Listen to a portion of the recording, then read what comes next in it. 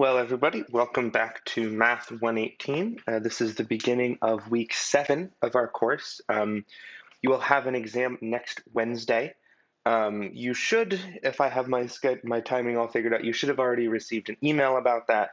But if you haven't, expect one in the next couple days, and there you go. There will be an exam next week. Today we're going to introduce an idea called the logarithm. Okay. And I want to sort of that's not how you spell that word, THM, okay? And I want to sort of motivate like why we even would care about this, okay? So let's bring up one of our graphs of one of these exponential functions, okay? We know it's going to start real shallow, pass through 0, 1, and then just zoom off to crazy high, right? So I guess we'll name these, right? That's 0, 1. I don't know, we'll say maybe this is 1 comma a, right? And from that we know that f of x is a to the x. But if you remember, back in chapter 2, when we were looking at functions, we had this thing called the horizontal line test that would tell us whether or not a function was one-to-one, which would then tell us whether or not its inverse exists, right? So if we look at this, at any of these given points, it's only ever going to cross it once, in this case, say right there. So that means f is 1-to-1, right?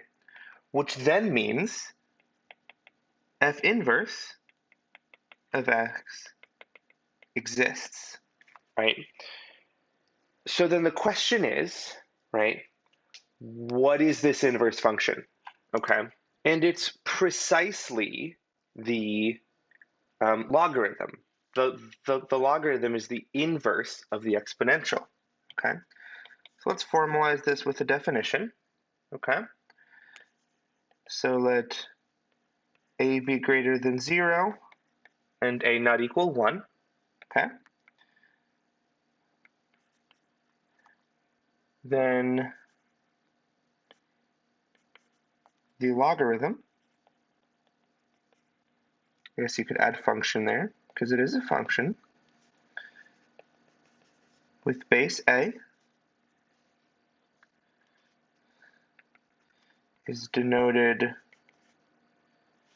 and we write log, log, and then a little a kind of in the subscript, and is defined by, well, we say log base a of x equals y. That's defined to be the same thing as the values which make that true, right? And as you can see, right, these two operations sort of undo each other. So this thing log base a of x, right? That's the exponent we must raise a to in order to get x to pop out the other side, okay? And we'll do a few examples to sort of kind of give this a little bit more concrete ideas, okay? So for these examples, let's just evaluate the following logarithms, or logs for short, okay? So number 1, let's say log base 10 of 1,000, okay?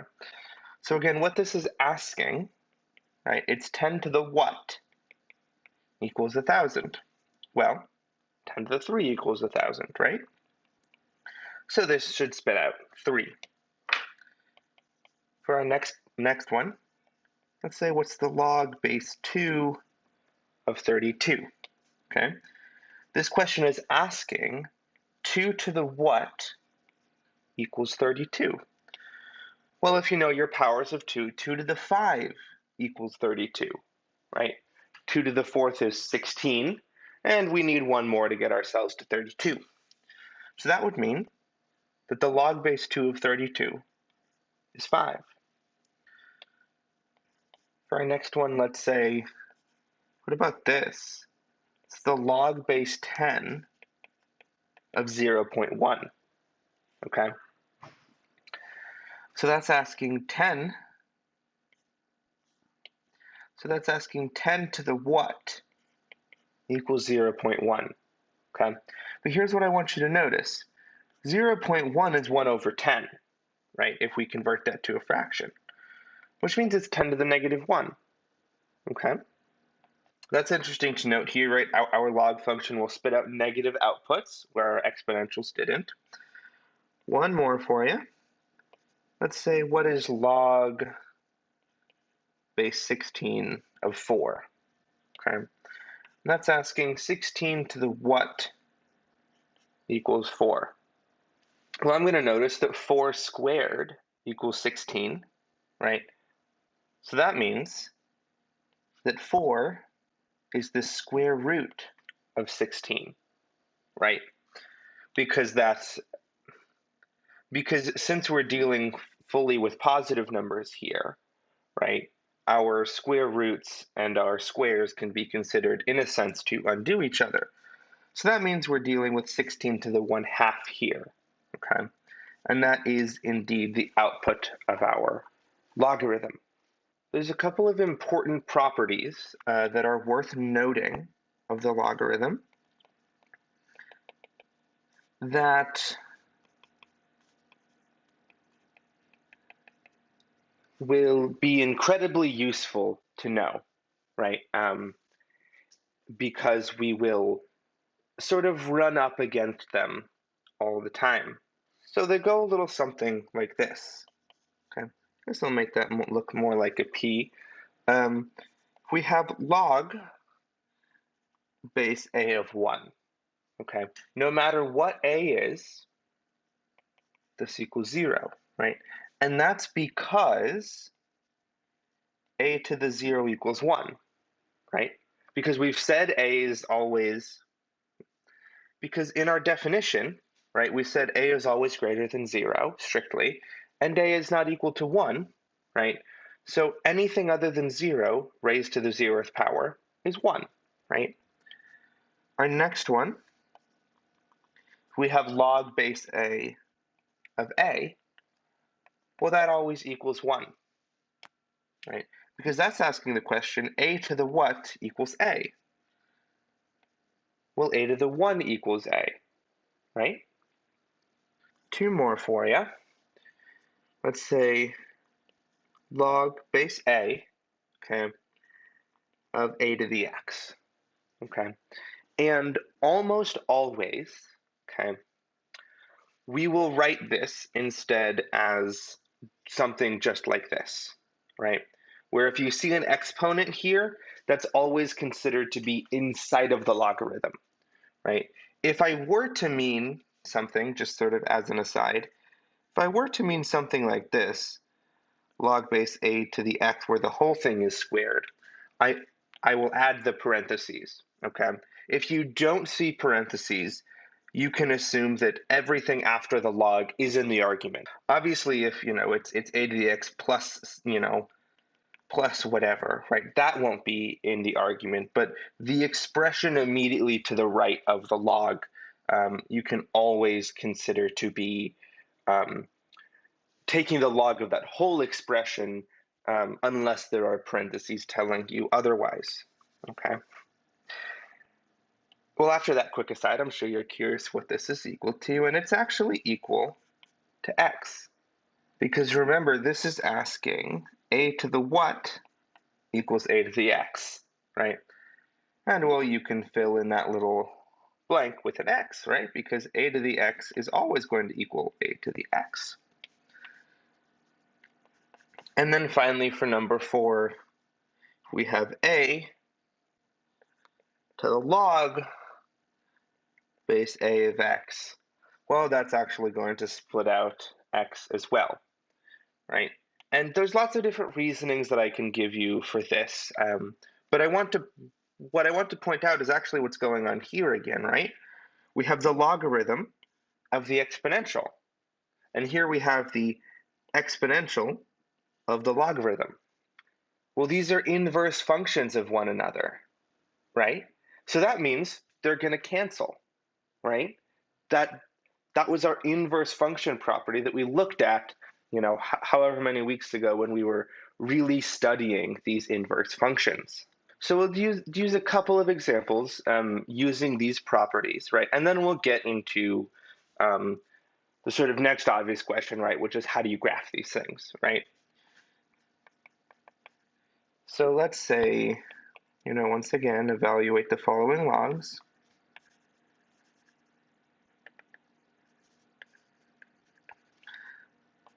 And let's start with, say, log base 5 of 1.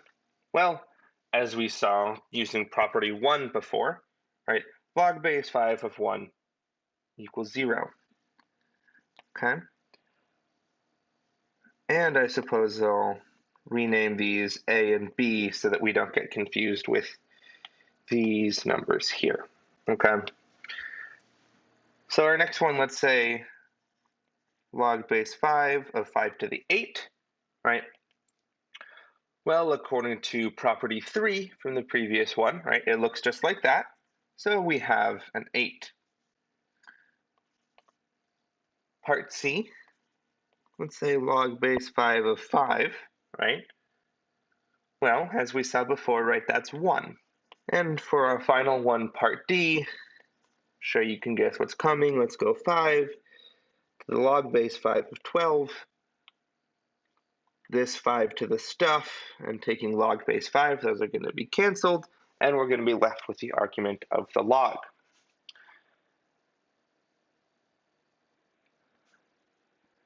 And I don't quite think that we can fit our introduction to graphing these here, so let's go to the next page, and let's talk about graphing logarithms. So let's pick a logarithm and make a little table. Okay, let's say x, and let's go log base 2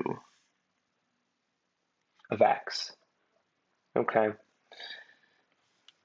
And just as when we were graphing inverses back a while, we're going to choose our input values for this carefully so that we don't end up with some ugly numbers, okay?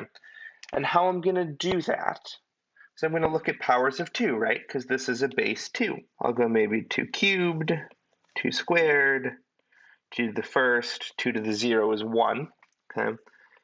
2 to the negative 1, 2 to the negative 2, and 2 to the negative 3, okay?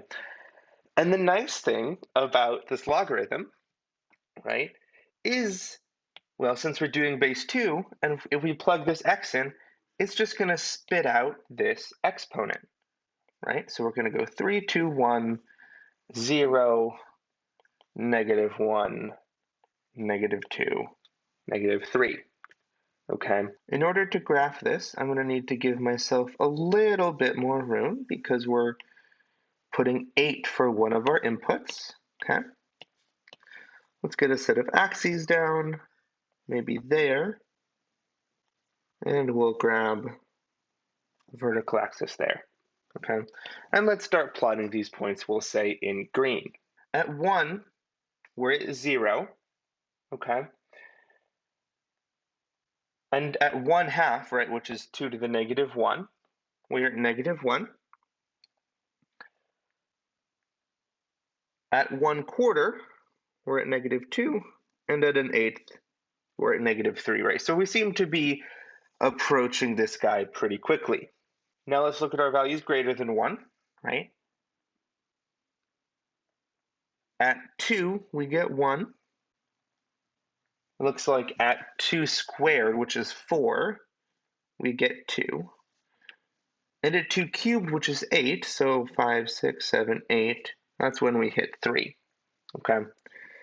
And this seems like enough points to give us an idea of what's going on, okay? We go off to infinity right there, and we, continue up, albeit very slowly, that way, okay? But here's what I want to draw your attention to. If you remember, geometrically, what our inverse functions look like. Well, it looks like our functions reflected about this line. And indeed, just as this guy, right, this green one is f of x is log base 2 of x, we could very quickly add a red function for its inverse,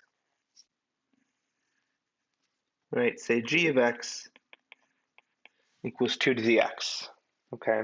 And this allows us to actually fairly quickly think about our domain and our range, right? Because my domain of this function is going to be the range of that function, right? Because they're inverses. So my domain is 0 to infinity. Likewise, the range of my logarithm function is going to be the domain of my exponential, which is all of r. Okay. All right, up next, I have a handful of graphing examples for us to do. Okay. And I've sort of just gone and pre-written them because it seemed a little bit more efficient to do so. Okay. So the first one is the negative of log base 2 of x. Okay. So since we want to sketch these graphs as function transformations, why don't we on each of them sort of write or sketch the original? Okay. So let's say these are our axes, okay? And we know that our original, right, our important parts are our important points, right? We're gonna have 1, 0, 2, 1, right?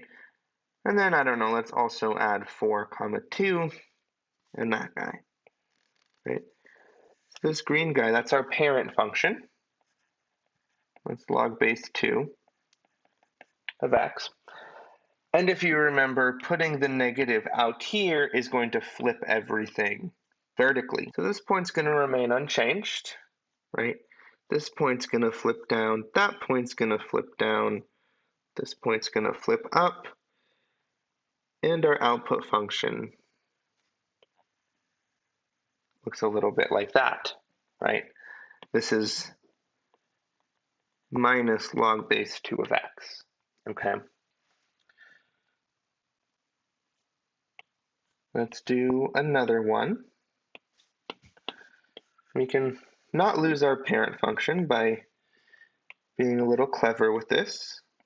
See if we can erase that and then maybe drag this over a bit. Okay, so this is still our parent function, right? Log base 2 of x. But remember, if we're putting the negative inside of here, right, that's going to flip my function that way. Okay, that means what was my 1, 0 is now my negative 1, 0. What was my 2, 1 is now my negative 2, 1. Well, we can say that point dips down there as well. So this guy's going to do a little something. That wasn't great. Little something like that. That's going to be log base 2 of negative x. Okay, and I did forget the domain and the range on this one. So my domain is still 0 to infinity, right? Notice that the log of 0 is undefined. And my range, well, my range is going to stay the same, right? Before we were going infinitely that way and infinitely that way. They flip, we still get all of r.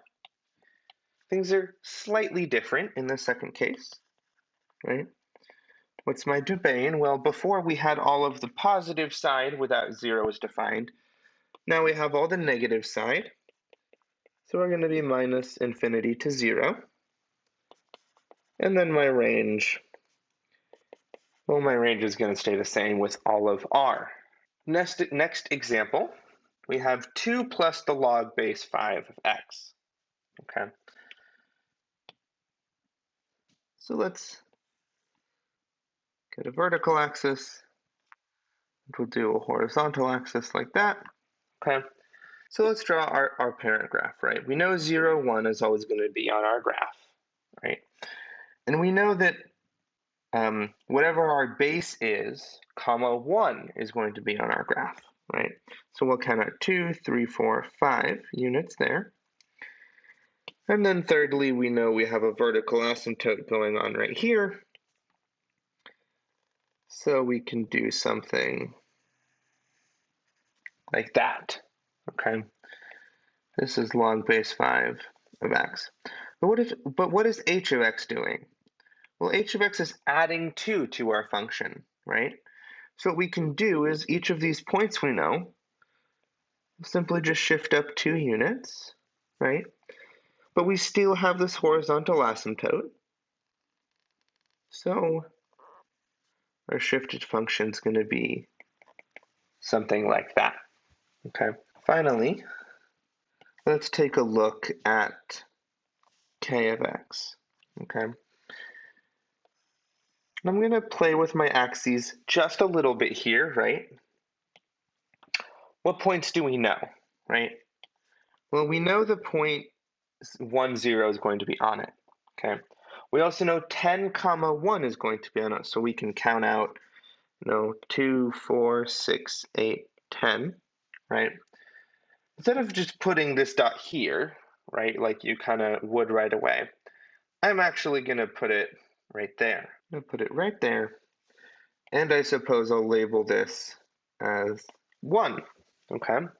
And then I suppose that would make -1 kind of down there, right? So what I've done here, if I switch to the right parent graph color,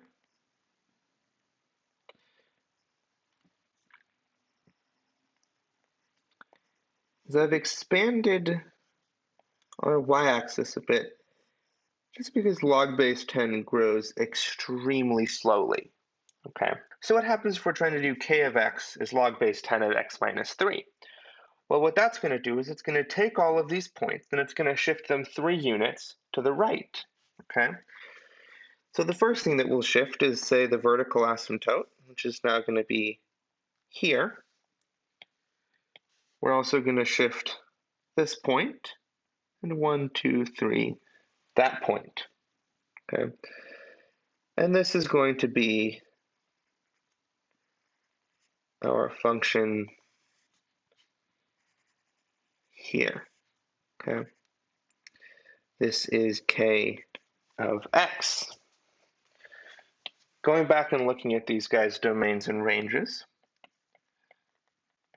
my domain of h of x, well, that looks like it's still going to be 0 to infinity. We're just moving it up and down.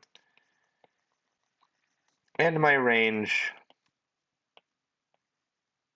is still all of r, okay? What about here? My domain is actually now 3 to infinity, because I took all of this space where the function is undefined, and I shifted it 3 units this way, right? So now my defined part of the function is all of this area. But my range, well, my range remains unchanged at all of r. Next, we're going to sort of take a look at some of the common bases that we see when working with logarithms, okay? And the first one is actually called, funnily enough, the common log, okay? And the common logarithm is the logarithm with base 10, right? Because all of our numbers are in base 10, right? And this base of logarithm is so widely used, okay, that it's often written without the base, okay? So often we write, say, log base 10 of x, well, that's just the log of x, okay? That's how common it is that we so often want to talk about the log base 10 of a number that you can just write log of it, okay? So let's do some examples of this, right? What about log of 10, right? Well, log of 10, because log is base 10, that equals what, right? What about log of, say, 100? Well, that's 2, right? What log does when you feed in things is it gives you, right, the order of magnitude, right? This is 10 to the 1. This is 10 to the 2, right? It just spits off how many zeros are at the end. Okay? So then what about something like log of 50, right? Well, if you were to plug this into a calculator, log of 50 is about 1.6989 and so on, okay? So what this means is that it's a little bit more than halfway between the log of 10 and the log of 100. So that's another really interesting thing to note here, right? Is the scale even between these is not linear, okay?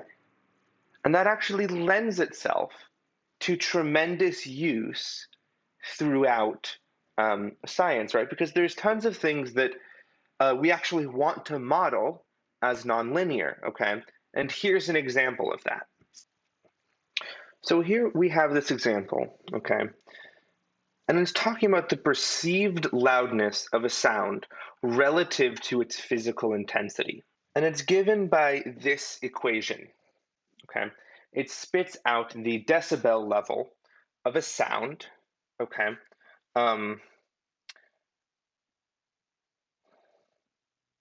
Where the decibels, right, is how loud it appears to us, right, on a sort of common scale, right?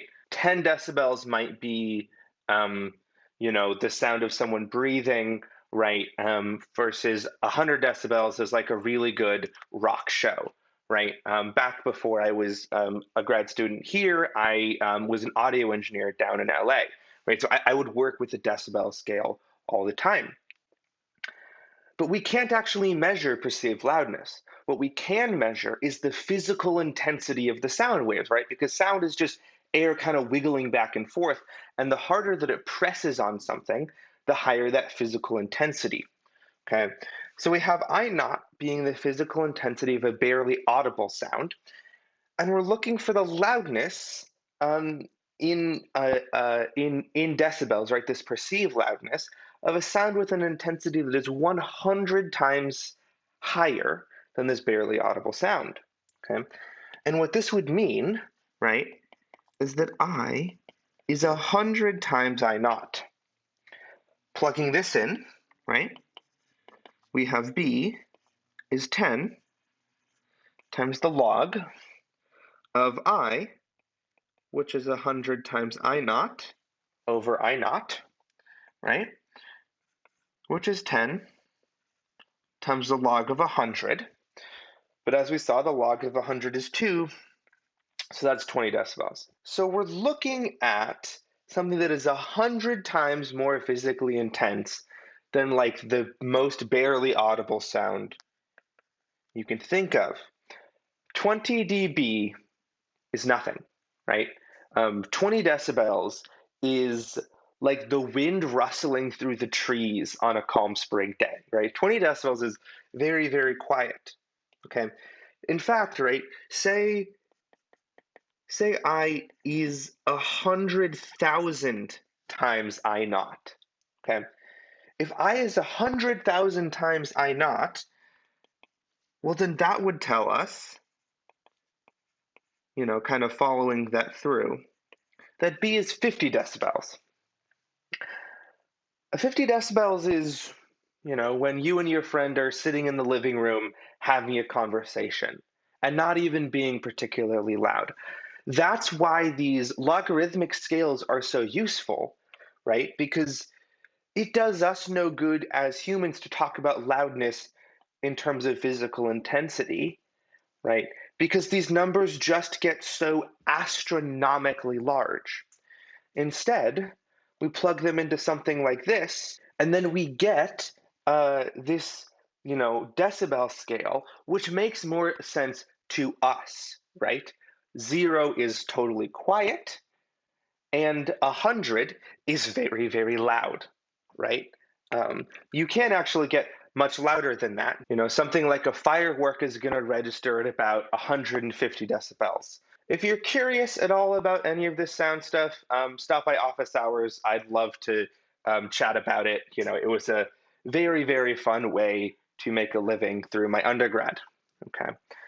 There's one other logarithmic base that we actually use very often. Okay.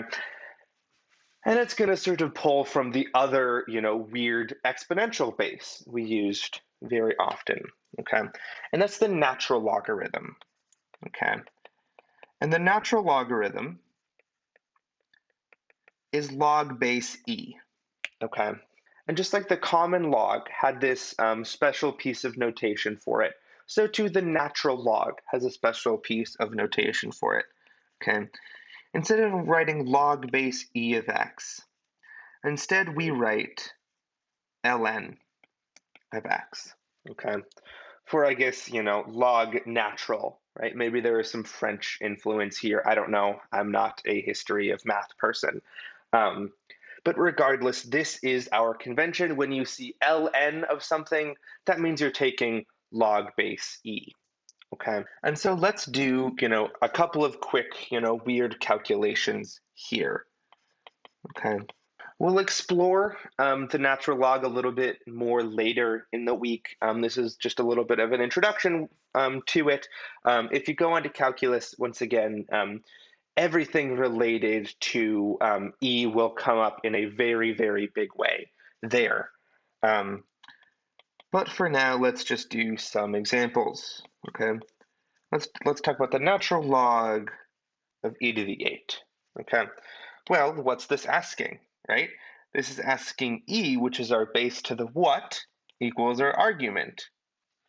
Well, that would seem to me to be like 8, right? That's what's really important to remember, is that just as our logs and our bases canceled before, right? So too, when e is our base, that same idea still works, okay? Let's talk about, maybe the natural log of 1 over e squared, right? Well, this is asking, right, e to the what is 1 over e squared. Well, 1 over e squared is e to the negative 2, so that means that this expression equals negative 2, right? And then finally, let's say take the natural log of 5, right? You were asking e to the what equals 5. We kind of can't answer that without a calculator. So these are one of the times where you would want to reach for your calculator and get your approximate solution of about 1.609 and on and on and on, okay?